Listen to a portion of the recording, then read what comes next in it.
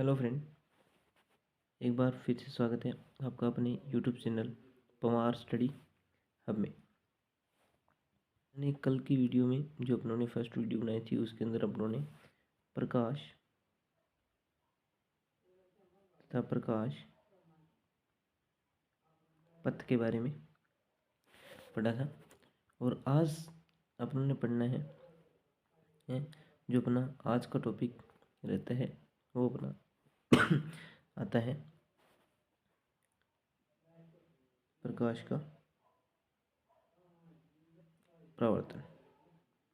प्रकाश का परावर्तन आज का अपना टॉपिक है, तो इसको पढ़ना है अपने को आज। तो प्रकाश का परावर्तन, तो परावर्तन किसी प्रकाश की बात अपने को पता है, तो भी पहले अपने पढ़ते हैं कि परावर्तन क्या होता है। और प्रकाश तो अपने निकल पढ़ ही चुके थे, तो आज अपनों ने पढ़ना है पहले कि ये परावर्तन है वो क्या होता है। तो परावर्तन की बात करते हैं। तो परावर्तन होता है जब कोई भी प्रकाश किरण क्या होती है कि जब कोई प्रकाश किरण किसी पथ से टकराकर वापस लौट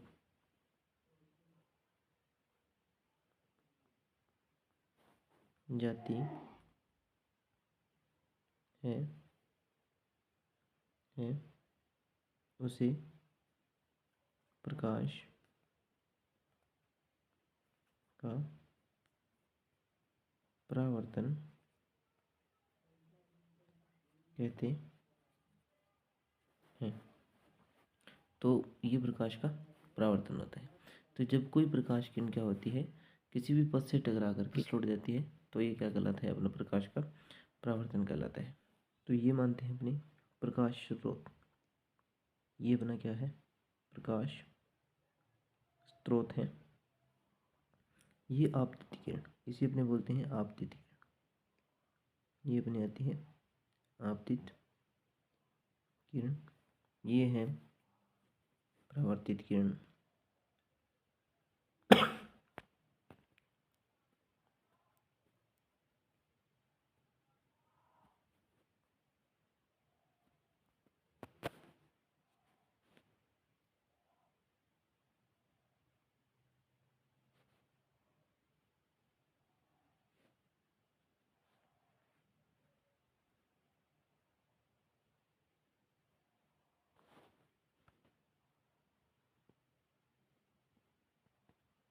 और ये आता है अपना अभिलंब। तो देखो ये होती है आपतित किरण। यदि इससे मैं परिभाषा लिखना चाहूँ इसकी, तो इससे अपने किस प्रकार से परिभाषा है इसको लिख सकते हैं। तो इससे परिभाषा लिखने के लिए देखो अपने इस जैसे इसको समझने के लिए अपने क्या कर सकते हैं। इसको समझने के लिए जैसे ये अपने पास दिया हुआ है चित्र, तो इस चित्र को देखकर यदि अपने को परिभाषा लिखने की बात हो जाए तो अपने किस प्रकार लिखेंगे कि जब क्या लिखेंगे परिभाषा के अंदर देखो कि जब कोई किसी प्रकाश स्रोत से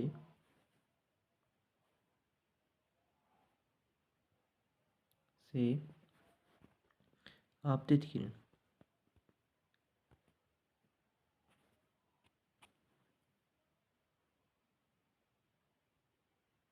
किरण किसी परावर्तक सतह से टकराकर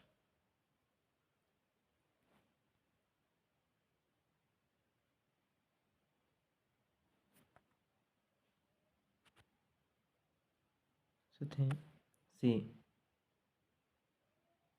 टकरा कर परावर्तित हो जाती है। क्या है, परावर्तित हो जाती है, उसी प्रक्रिया को प्रकाश का परावर्तन कहते हैं। तो कोई भी प्रकाश किरण, ये आपतित प्रकाश किरण है, तो आने वाली प्रकाश किरण है। यहाँ से प्रकाश आता है और यहाँ से क्या होता है, परावर्तक पृष्ठ टकरा कर क्या चला जाता है, वापस से वो ऊपर की ओर चला जाता है। तो ये अपना क्या कहलाता है, प्रकाश का परावर्तन कहलाता है। तो प्रकाश का परावर्तन है वो मुख्य रूप से कितने प्रकार का होता है? परावर्तन है वो मुख्य रूप से कितने, दो प्रकार का होता है। परावर्तन है, परावर्तन की बात करें तो परावर्तन मुख्य रूप से दो प्रकार का होता है, दो प्रकार का होता है। इसके आगे दो भाग होते हैं परावर्तन के भी। कौन कौन से? पहला भाग आ जाता है इसके अंदर, वो होते हैं इसका नियमित परावर्तन।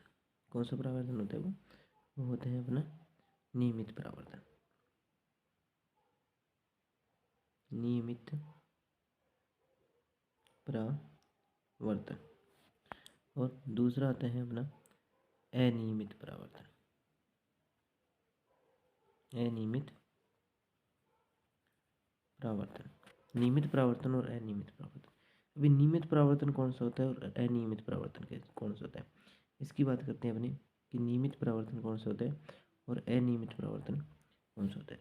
तो नियमित परावर्तन, तो नियमित परावर्तन के अंदर क्या होता है, जब प्रकाश किरण क्या होती है, जब प्रकाश किरण किसी भी एक समतल पृष्ठ से टकरा करके क्या होता है, मानो ये कोई भी एक क्या है अपने पास, कोई भी एक समतल पृष्ठ है, ये क्या है अपना कोई भी एक समतल पृष्ठ है। इस पृष्ठ से टकरा करके कोई भी प्रकाश किरण आती है, वो क्या होती है, कोई भी प्रकाश किरण है वो जैसे यहाँ से आती है और यहाँ से टकराने के बाद क्या हो जाती है, इधर हो जाती है। वैसे ये कोई भी प्रकाश किरण आती है तो यहाँ से टकरा कर इधर हो जाती है, प्रकाश किरण आती है और यहाँ चली जाती है। तो क्या होता है हर बार, तो क्या हो रहा है, हर बार प्रकाश किरण है उसका पथ क्या हो रहा है, अभी चेंज है वो हो रहा है, चेंज हो रहा है, लेकिन क्या हो रहा है, एक ही दिशा में हो रहा है। कौन सी दिशा में? क्या हो रहा है, पथ तो चेंज हो रहा है ना, पथ परिवर्तन हो रहा है, पथ परिवर्तन तो होता है, लेकिन लेकिन क्या है दिशा में परिवर्तन नहीं होता। क्या नहीं होता, दिशा में परिवर्तन है नहीं होता। तो दिशा में परिवर्तन नहीं होता है इसके अंदर, जैसे अनियमित परावर्तन है उसी प्रकार अनियमित परावर्तन की बात करते हैं। तो अनियमित परावर्तन क्या होता है, अनियमित परावर्तन क्या होते हैं, जैसे अपने पास कोई भी एक पृष्ठ है, जैसे है ना, ऐसा कोई भी एक पृष्ठ है जिसके ऊपर क्या होता है, प्रकाश किरण जिससे ही अगर गिरती है, प्रकाश किरण आकर गिरती है तो वो कुछ इस प्रकार से चली जाती है, और फिर आकर कोई भी प्रकाश किरण आती है तो वो क्या हो जाती है, ऐसे हो जाती है। कोई प्रकाश किरण यहाँ आकर टकराएगी तो वो क्या हो जाएगी, ऐसे। मतलब हर बार क्या हो जाता है, दिशा में क्या हो जाता है, अभी परिवर्तन हो जाते हैं, हर बार दिशा में परिवर्तन हो जाते हैं। तो वो क्या होता है, अपना अनियमित परावर्तन होता है। आपने देखा होगा कि अपने एक तो होता है बिना हिला हुआ पानी, है ना, कि बिना हिलते हुए पानी में परछाई को देखना,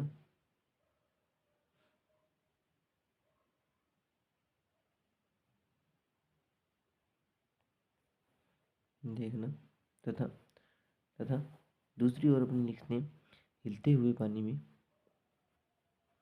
हिलते हुए पानी में परछाई देखना, परछाई देखना। तो क्या होता है इसके अंदर, तो अपने को क्या होगा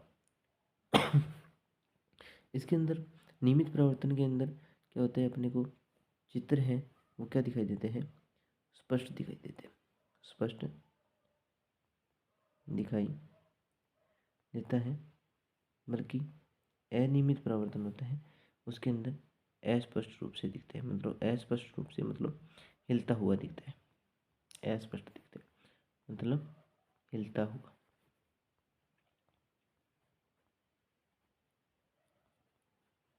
हिलता हुआ ये दिखाई देते हैं। फिर इसका आगे वाला टॉपिक आता है अपना दर्पण, कि दर्पण क्या होता है, क्या होता है। तो दर्पण की बात करते हैं कि दर्पण क्या होता है कि कांच की, दर्पण कांच की एक समतल पृष्ठ पर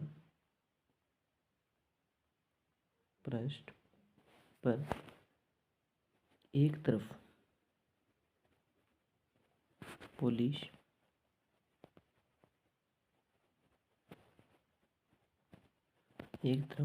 पॉलिश करने पर तथा दूसरी सतह चिकनी रखने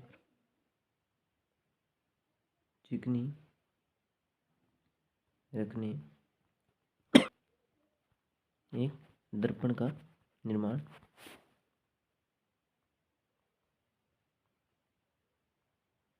होता है। तो पता लगा दर्पण का निर्माण किस प्रकार होता है कि दर्पण होता है वो क्या होता है, कांच की एक समतल पृष्ठ पर क्या करते हैं, अपने एक तरफ यदि पॉलिश कर देते हैं, क्या कर देते हैं, एक तरफ पॉलिश करने पर तथा दूसरी सतह चिकनी रखने पर एक दर्पण का निर्माण है वो होता है। तो दर्पण है वो भी दो प्रकार के होते हैं। दर्पण भी अपने कितने प्रकार के होते हैं, भी दो प्रकार के होते हैं। तो उनकी बात करते हैं, दो प्रकार कौन कौन से होते हैं। एक होता है अपना समतल दर्पण, एक होता है समतल दर्पण, और दो नंबर आता है अपना गोलीय दर्पण, गोलीय दर्पण। तो समतल दर्पण की बात करते हैं कि समतल दर्पण कौन सा होता है। समतल दर्पण की कुछ विशेषताएं होती हैं कि समतल दर्पण है वो किस किस प्रकार की विशेषता को प्रदर्शित है वो करते हैं। क्वेश्चन आ सकता है कि समतल दर्पण क्या है। तो एक कांच की क्या करते हैं, एक कांच की जो उन्होंने क्या की दर्पण की लिखी थी, कुछ उसी प्रकार से ये इसकी भी परिभाषा होती है कि किसी भी एक कांच की समतल प्लेट लेते हैं और समतल प्लेट की क्या करते हैं, उसमें एक तरफ यदि पॉलिश कर देते हैं और दूसरी तरफ बिना पॉलिश किए ही रखते हैं, तो उसे हम क्या बोलते हैं, समतल दर्पण बोलते हैं। क्या होता है कि एक कांच की समतल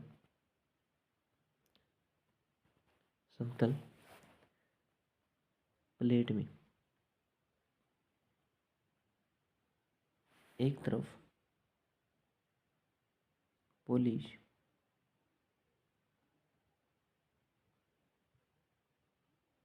कर दी जाती है तथा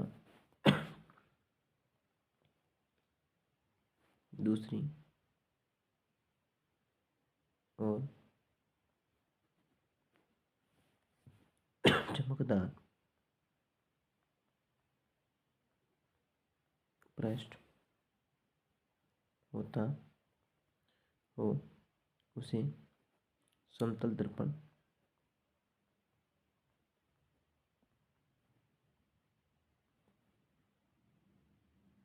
कहते हैं। फिर बात करते हैं गोलीय दर्पण कि गोलीय दर्पण क्या होता है। गोलीय दर्पण क्या होता है कि एक गोले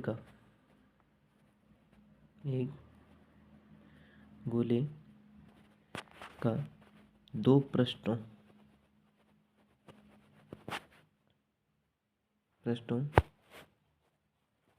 को काटने पर बनी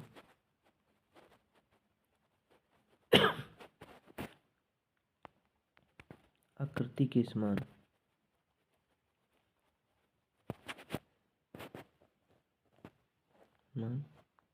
एक गोले का दो पृष्ठों को काटने पर बनी आकृति के समान गोलीय दर्पण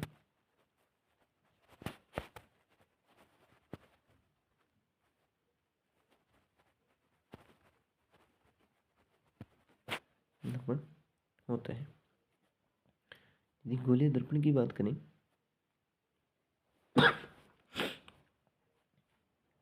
गोलीय दर्पण, तो गोलीय दर्पण भी आगे दो प्रकार के होते हैं अपने, कौन कौन से होते हैं, वो होते हैं, एक होता है अपना उत्तल दर्पण, एक होता है अपना कौन सा, अवतल दर्पण। उत्तल दर्पण और अवतल दर्पण, इसकी अपने बात करेंगे अभी आगे। इससे पहले अपने पढ़ते हैं कि समतल दर्पण की विशेषताएं क्या होती हैं। प्रश्न पूछा जाएगा अपने से सीधा सीधा कि समतल दर्पण की विशेषताएं लिखिए। क्या होती हैं? समतल दर्पण की कुछ विशेषताएं होती हैं। कुछ क्या होती हैं? विशेषताएं। समतल दर्पण की कुछ विशेषताएं होती हैं, तो उन विशेषताओं की बात करते हैं कि कौन कौन सी इसकी कुछ विशेषताएं हैं वो होती हैं भी। तो एक नंबर बात करते हैं कि समतल दर्पण क्या होता है। समतल दर्पण द्वारा बनाया गया प्रतिबिंब क्या होता है? अभी आभासी होता है। पहली बात यह है कि समतल दर्पण द्वारा समतल दर्पण द्वारा बना प्रतिबिंब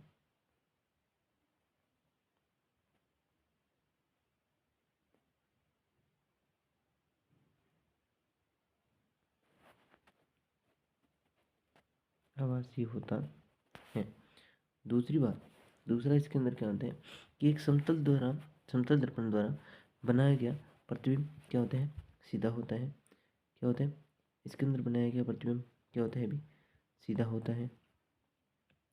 फिर नंबर 3 बात अपने करते हैं इसके अंदर कि इससे बनने वाले प्रतिबिंब का आकार जो कि बिंब का आकार होता है। मतलब क्या है? समतल दर्पण के अंदर जो भी बिंब बनता है, ठीक है, बिंब तथा प्रतिबिंब, बिंब तथा प्रतिबिंब का आकार समान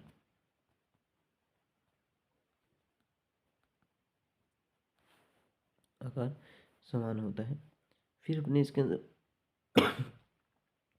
4 नंबर बाद इसके अंदर क्या विशेषता पाई जाती है अपने को? 4 नंबर बाद कि जब समतल दर्पण है, समतल दर्पण द्वारा बनाए गए प्रतिबिंब क्या बनते हैं? दर्पण के पीछे, ठीक है। समतल दर्पण के अंदर जो प्रतिबिंब बनता है क्या है कि समतल दर्पण में बने प्रतिबिंब की दूरी उतनी ही होगी जितनी दूरी बिंब की होती है, जितनी दूरी बिंब की होती है। मतलब समझ रहे हो इसका? इसका क्या मतलब है? इसका मतलब ये है कि जब समतल दर्पण यानी कि कुछ अपने अपने जो पता है कि जब अपने कांच के सामने खड़े रहते हैं, जितनी दूर अपने खड़े रहेंगे वो क्या एक प्रकार का समतल दर्पण होता है ना कि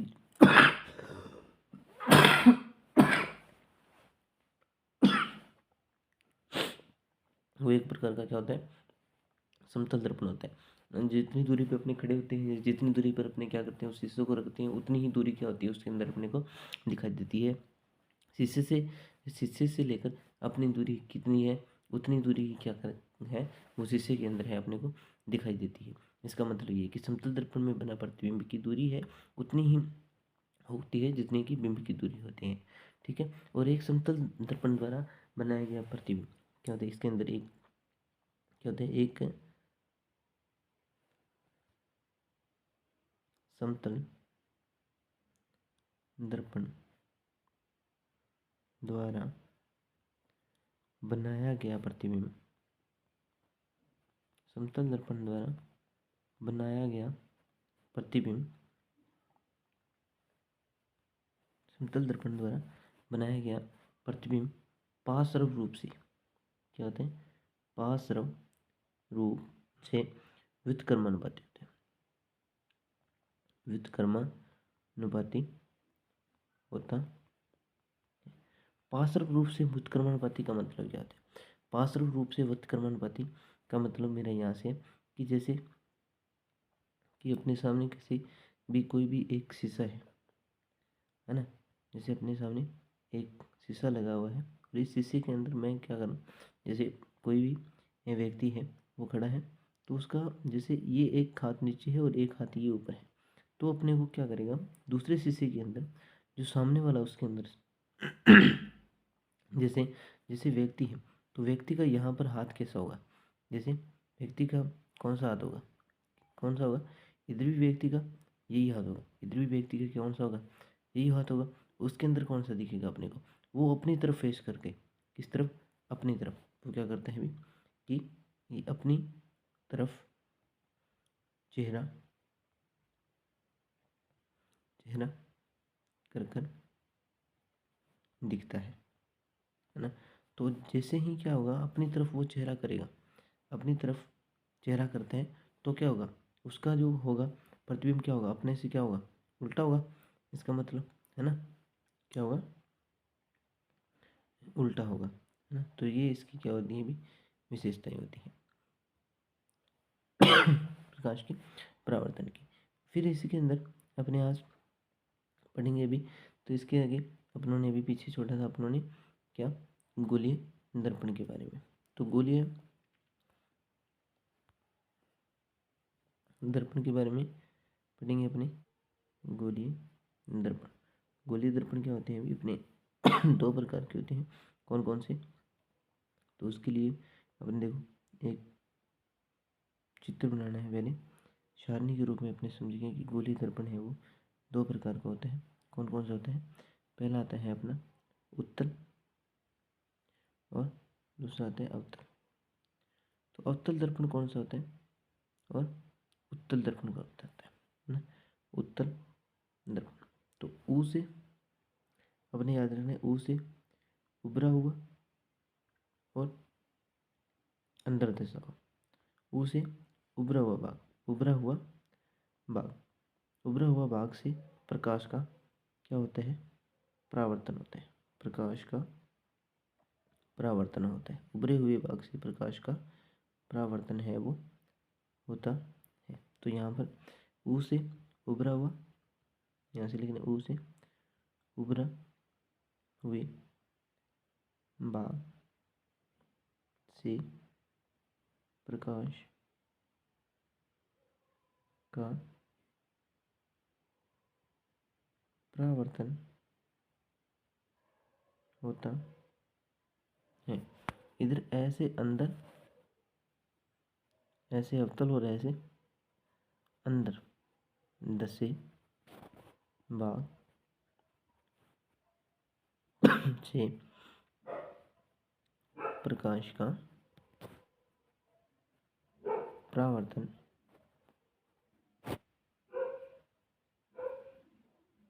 होता है। और इसके अंदर अपने और भी कुछ लिख सकते हैं इसके अंदर, इसका एक टॉपिक ये हो जाता है अपना।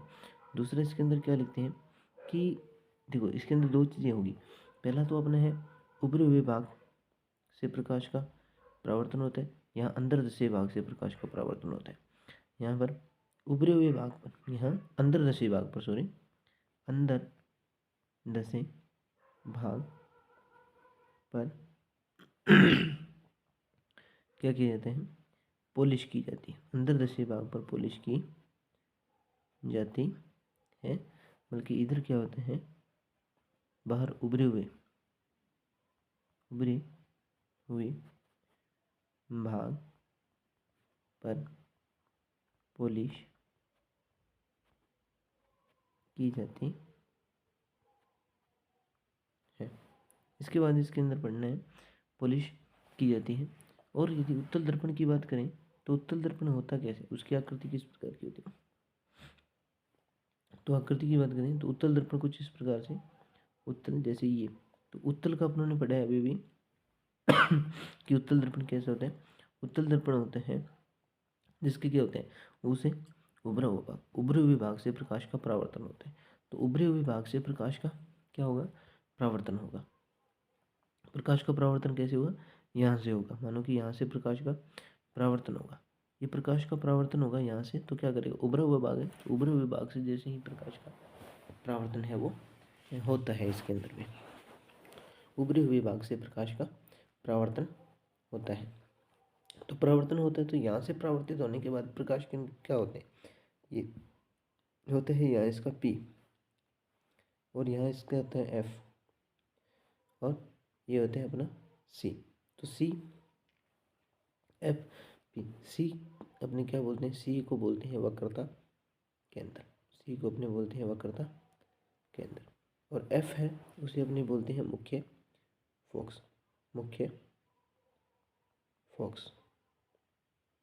और P होता है जो अपना, वो होता है भी ध्रुव, उसे अपने बोलते हैं ध्रुव। ये क्या है, उसका ध्रुव कहलाता है। और यहाँ पर ये अपनी रेखा आती है, इसे अपने बोल देते हैं इसका मुख्य अक्ष, मुख्य अक्ष। ये अपने बात करें हैं उसे उभरे हुए भाग, उभरे हुए भाग मतलब यहाँ पर क्या होगा, ये भाग होगा इसका, ये भाग क्या होगा, पॉलिश होगा। ये भाग कौन सा होता है, पॉलिश हुआ होगा। वहाँ पर कौन सा होगा, उत्तल दर्पण है वो होता है। तो ये है अपना उत्तल दर्पण, उत्तल दर्पण। तो ये क्या करता है, प्रकाश किरण को, ये एक बात है कि ये भी जैसे ही इसके पास कोई भी प्रकाश किरण आती है तो ये प्रकाश किरण को क्या कर देते हैं, फैला देते हैं। ये क्या करते हैं, प्रकाश किरण जैसे ही इसके पास कोई भी आती है तो ये प्रकाश किरण को क्या कर देगा, फैला देगा। कुछ इस प्रकार से। फिर